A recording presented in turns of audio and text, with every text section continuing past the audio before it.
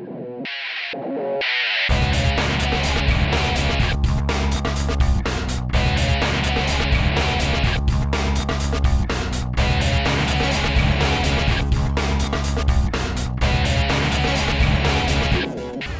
the 26th of August 2015, episode 1 of V8 Stealth Beetle was uploaded to YouTube, and now, 14 months later, we bring you a bumper-packed episode 10.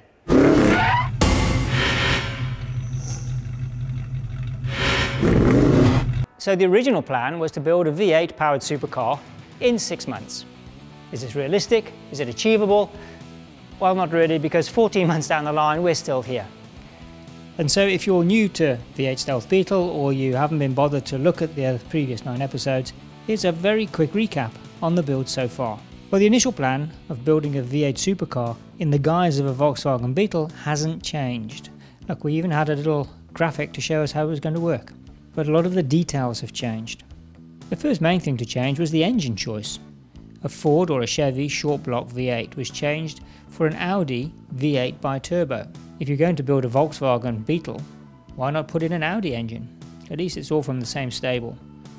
The second major change, and a fundamental one at that, was the scrapping of the original steel box-type ladder chassis, something that's typically found in this type of project, and changing it to a high-grade 6mm aluminium chassis, something much more in tune to a modern-day supercar.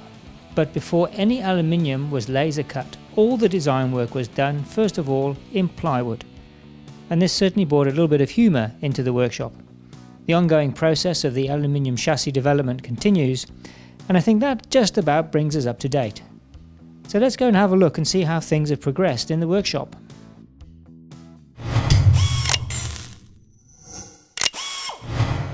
John, how's it going? Who the f*** are you? Hello, Doug. How are you? Pierre. Nice to see you. What you up to? What's going on? At the moment, we're busy prepping a body for some sandblasting and spray painting again. So we're just making sure that our rotisserie jig fits in nice and tightly, so that when it gets sandblasted and spray painted, that it doesn't fall off the jig. It makes life easier for the actual spray painter, because now they don't have to be up on their knees and down and standing on a little box, and it's the easier you make it for them, the better the job is. This is a 1965 Beetle body, over 50 years old. What sort of complications does that give you as an engineer when you're preparing it for a new life as a supercar? Basically, we want the car to be perfect. So things that wear out, like the door support brackets for the hinges, we physically manufacture and replace them with new ones. There is a lot of water ingress into the body that causes rust. Those panels we cut out and completely refabricate and weld back in. So I mean, from here, on the rotisserie, it goes off where? To the sandblasters? Yes. Once we've put all our new bits in, it goes to the sandblasters. Then the moment it comes out of sandblasting, it goes straight to the spray painters. The last time we spoke, you saw the chassis only. It was still on the jig. We're now continuing with the development of the chassis. We've confirmed where the steering rack is going to sit, as you see it sitting here, with the tie rod ends and steering rack arms. The wishbones have also been completed. As far as the mounting point onto the chassis is concerned, there's still another mounting point which we're busy working on over here.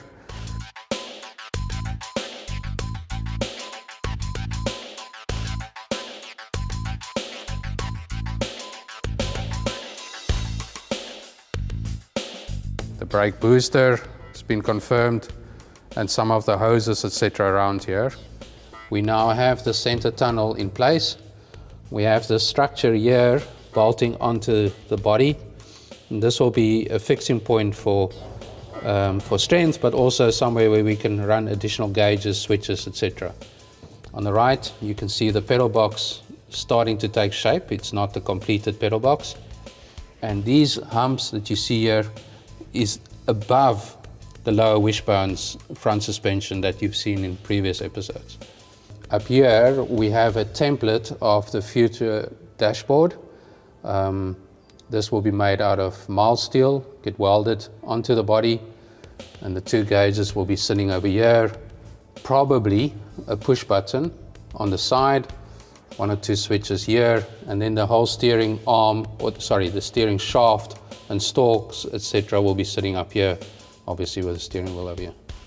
Within the engine bay, the biggest change has been moving from square tubing to round tubing. We'll be using round tubing inside the whole engine bay to hold the engine and the gearbox, as well as the suspension. And over there you can see how the tubing and the pickup points of the wishbones work together as a team. The engine, gearbox, suspension will be its own subframe out of tube, and this whole lot will bolt onto the aluminium chassis. Today we are at Cape sandblasting and coating. Another very big step in the V8 Stealth Beetle episode. We'll be blasting the first Beetle. And when I say blast, we're taking all the paint and all the rust and all the imperfections off the body prior to taking it for painting. So all the old paint, all the body putty, rust, any traces of rust is being removed. And then probably only be finished later today. We'll take it across to the guys who'll be adding paint again. New paint, clean paint, special paint on top of this clean surface. So yes, big day. The first Beetle that we're doing is the Beetle that's going to Europe. So it's exciting. It's a left-hand drive Beetle. Yeah, big day for us.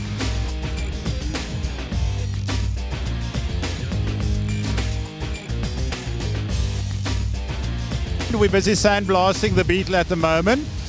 Some interesting facts with the sandblasting: we're using a specialized glass bead that doesn't actually cut into the metal. The molecule is a round molecule, so it doesn't damage the metal too much, as opposed to normal sandblasting that's quite aggressive onto the metal.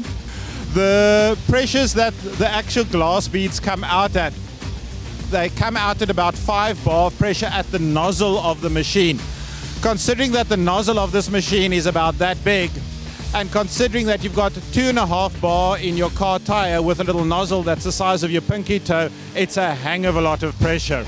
So I'm really hoping he can see what he's doing and understands what I told him, because there's not much that I can see in there at the moment.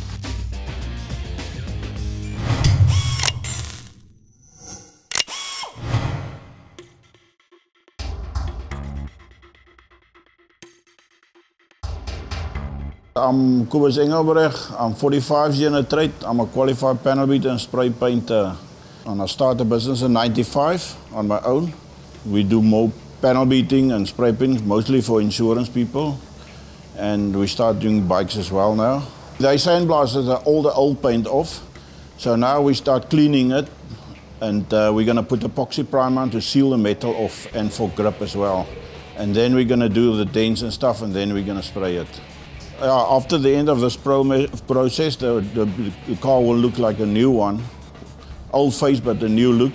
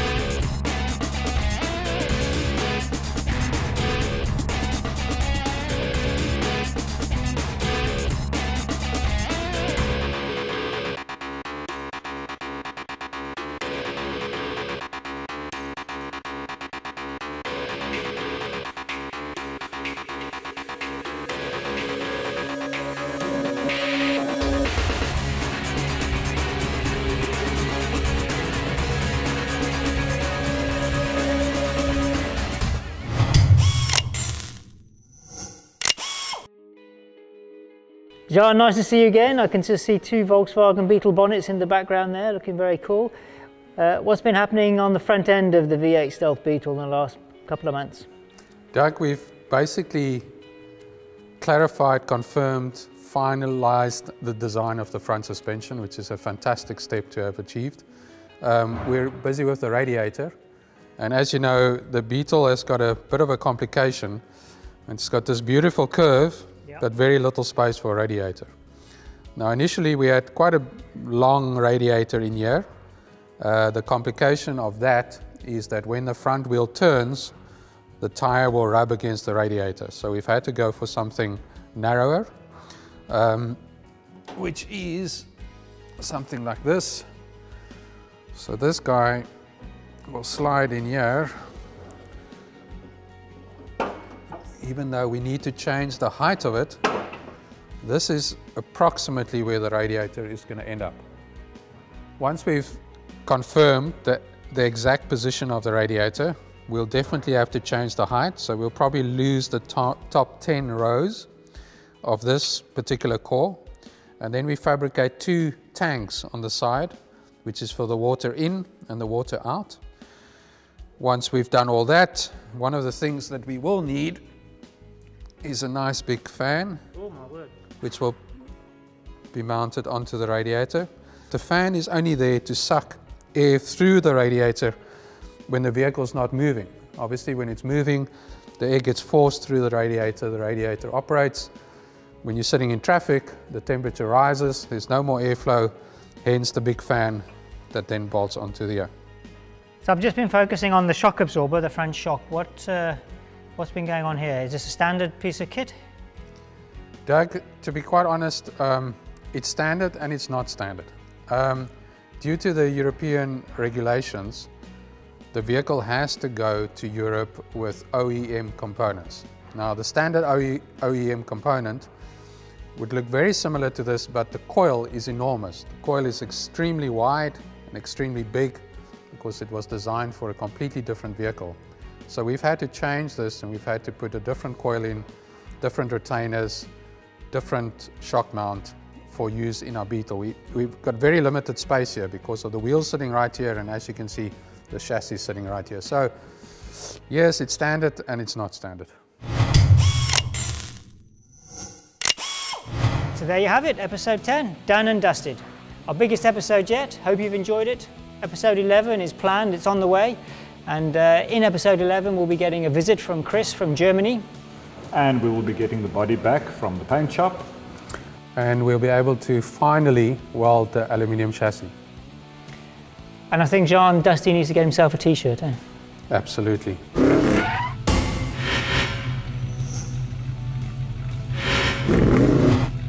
Well, that went well. Don't think Top Gear will get anything to worry about. Shall we go for a cup of tea? You going to put the kettle on? Don't mind if we do. The sort of scope of something like this, to build any car, but I mean to build a 500 horsepower V8 bi-turbo, pretty much from scratch. What sort of engineering brain do you need to do something like that? When I first started the project, helping Jean out, I thought it was a really cool idea. And the more time I spend here, the closer to insanity I see what the idea is actually like. This is far greater than anything that you can imagine.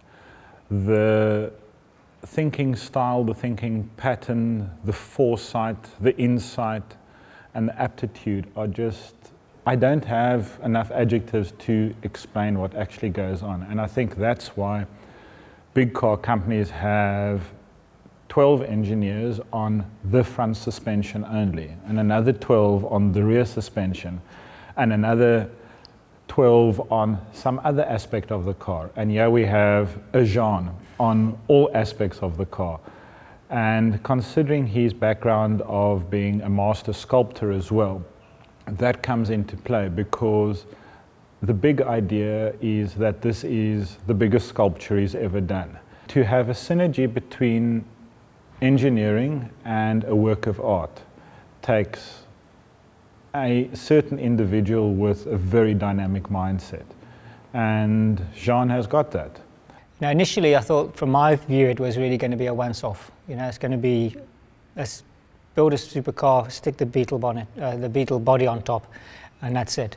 But then, obviously, it turned into a situation where this actually is going to be a production run. It might be a small production run, but it's going to be a runner vehicle. So, Now, if you're going to build just a once-off, you know, there's certain things, certain bits of suspension, you can hide bits and bolts and you can make it work for once. Shortcuts. But then when when it becomes now a production run, I think almost every decision that's made has got to, you've got to ask the question, can a team of individuals put this together who aren't engineers necessarily?